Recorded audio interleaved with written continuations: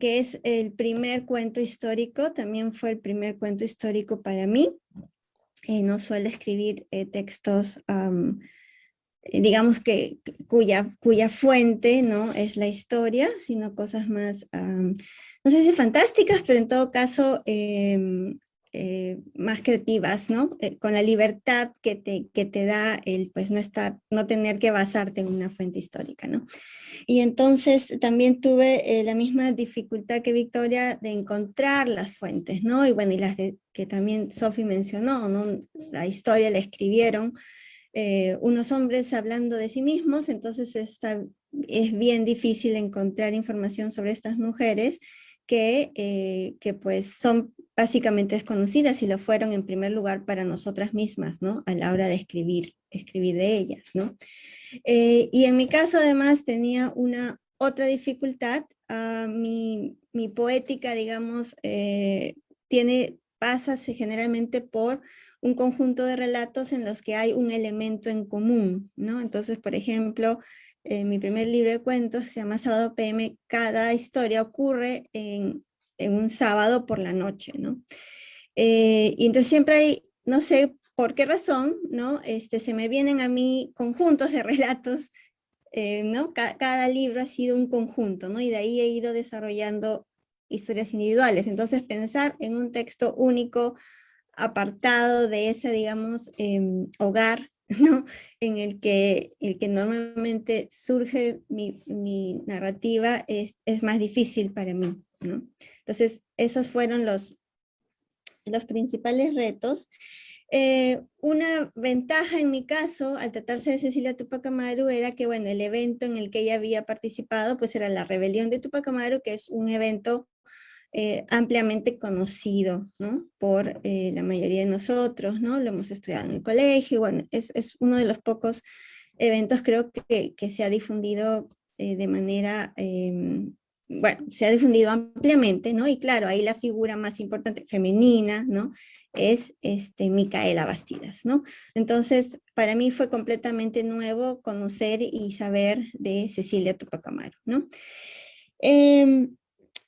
Lo curioso fue que, bueno, también revisé muchas cosas y no encontré casi nada que me pudiera servir como inspiración, ¿no? Porque lo que queda son básicamente el juicio, ¿no? La causa seguida contra ella, ¿no?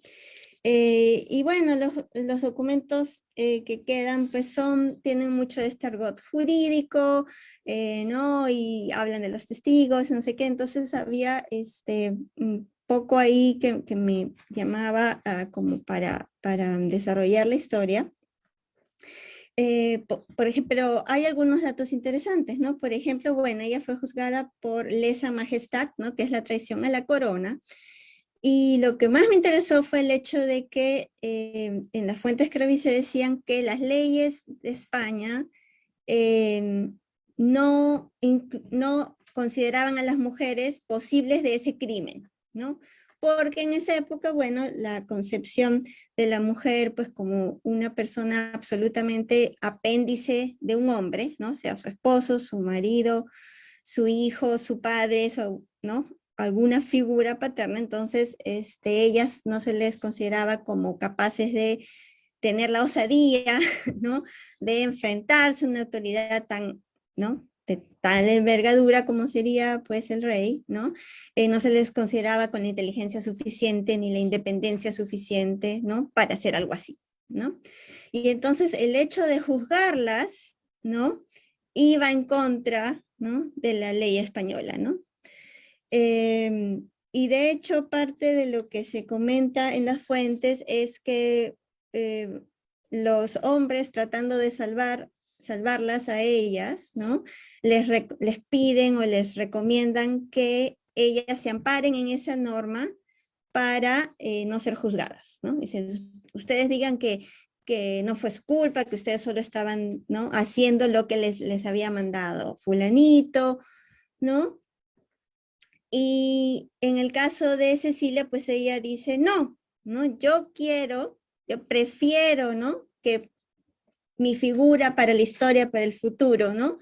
Sea como una mujer que participó en esta, ¿no? Revolución, y no como una tonta, pues que, ¿no? Sin querer queriendo terminó, ¿no? Involucrada, ¿no?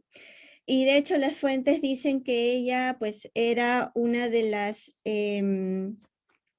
que se encargaba de organizar la despensa, ¿no? Para las tropas, y también que hacía los preparativos bélicos y algunos casos muy específicos, ¿no? De lo que pasó durante la revolución de Tupac Amaru. Incluso dicen algunas fuentes que algunos la consideraban mucho más peligrosa que la misma Micaela Bastidas, ¿no? Entonces, esos fueron los elementos que puse en juego, digamos, en el relato, ¿no?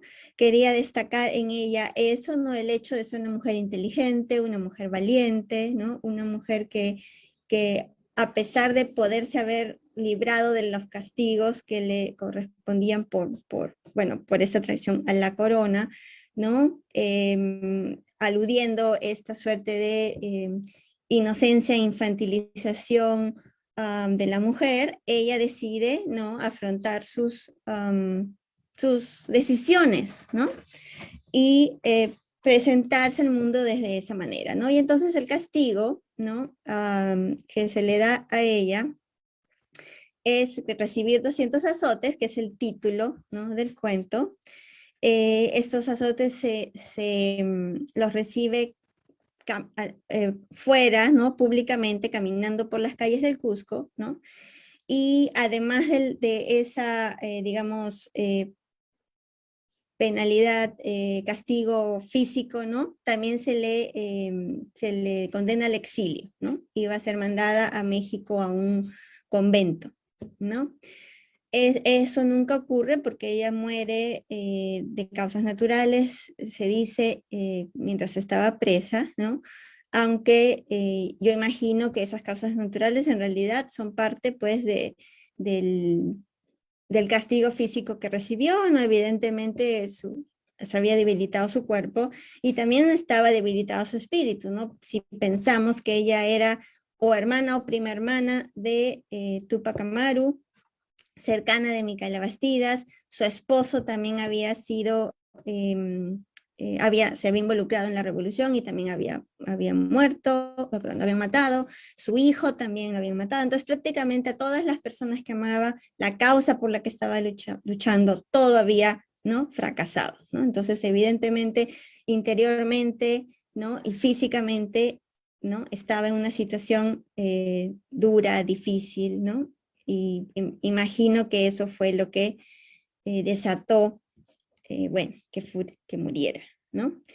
En el cuento, además de estos elementos, ¿no? Que me interesa destacarla a ella como una figura femenina fuerte, valiente, inteligente, etcétera, yo imaginaba que un cuento así, digamos, para ser fiel a la historia y a los acontecimientos, tendría que haber sido escrito en quechua, ¿no? El quechua para mí sería la lengua en la que ellos se comunicaban y que reivindicaban como parte de esa revolución, ¿no? Yo no podía escribir el cuento en quechua y tampoco hubiera cabido en este texto, pero entonces por eso intenté incluir, tal vez un poco como Sophie, para conectarme con ese mundo, ¿no? Algunas palabras quechuas que por lo menos evocaran, ¿no? De manera simbólica ese imaginario que venía detrás de esas luchas, ¿no? Y bueno, eso fue en lo que consistió este proceso, ¿no? Como mencioné, implicó muchos retos, pero al final creo que fue algo que me dio mucha satisfacción el forzarme a investigar sobre esta historia, el forzarme a saber más sobre Cecilia Tupac Amaru y rescatar, ¿no? Esa ausencia y hacerle una presencia, ¿no? Para nuestra historia.